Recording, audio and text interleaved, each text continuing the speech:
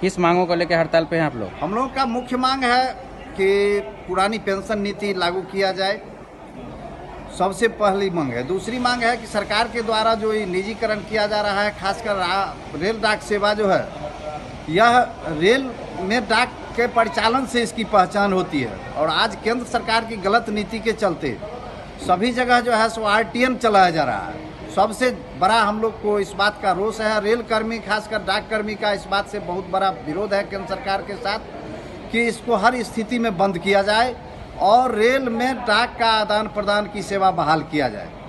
अगर सरकार आपकी मांगों को पूरी नहीं करती है तो कब तक आप लोग हड़ताल पर रहेंगे? हड़ताल तो यह सांकेतिक हड़ताल है, 2 दिनों का हड़ताल है।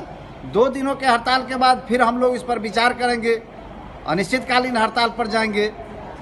यह एक ज्ञापन दिया जा रहा है सरकार को कि भाई सरकार होश में आइए और अपनी नीति में सुधार लाएं। मेरा मांग यही है कि NPS को बंद किया जाए और पुरानी पेंशन योजना है उसको लागू किया जाए। हम मुख्य मांग में 22 सूत्री मांग में एक यह भी मांग है कि कोविड-19 में सरकार के द्वारा जो यह प्रस्ताव आया था कि कोविड-19 में जो भी कर्मी मृत हो जाते हैं उनके आश्रितों को, एक आश्रित को नौकरी मिलेगी और 10 लाख का मुआवजा दिया जाएगा, जो आज तक लंबित है।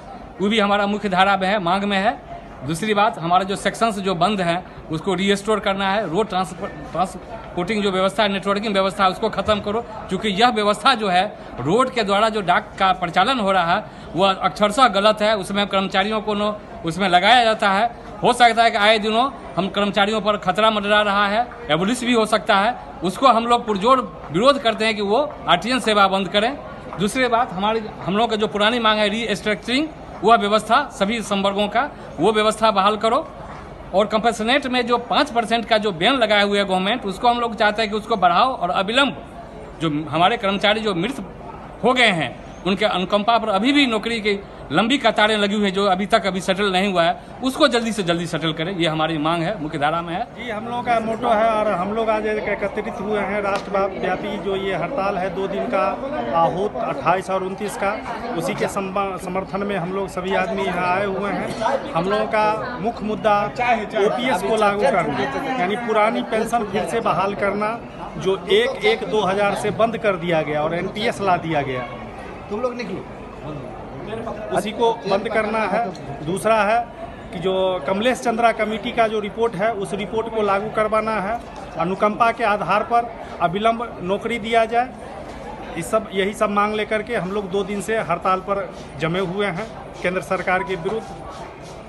और जब तक हम लोगों की मांग नहीं मानी जाती है तब तक, अभी तो सांकेतिक हड़ताल है, आगे हो सकता है कि ट्रेड यूनियन में जो हड़ताल करने का जो प्रावधान है उसके तहत हम लोग और लंबी हड़ताल करेंगे। सर ये 22 मांग जो आप लोग रखे हैं इसके बारे में सर क्या कहना चाहते हैं? जी, ये मेरा अधिकार है।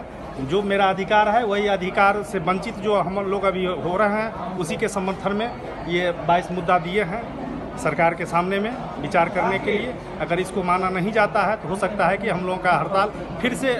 हम सरकार से ये मांग करते हैं पुरानी पेंशन नीति को अविलंब लागू किया जाए, नई पेंशन नीति को तुरंत एबोलिश किया जाए, क्योंकि पुरानी पेंशन नीति में ही कर्मचारियों का हित है।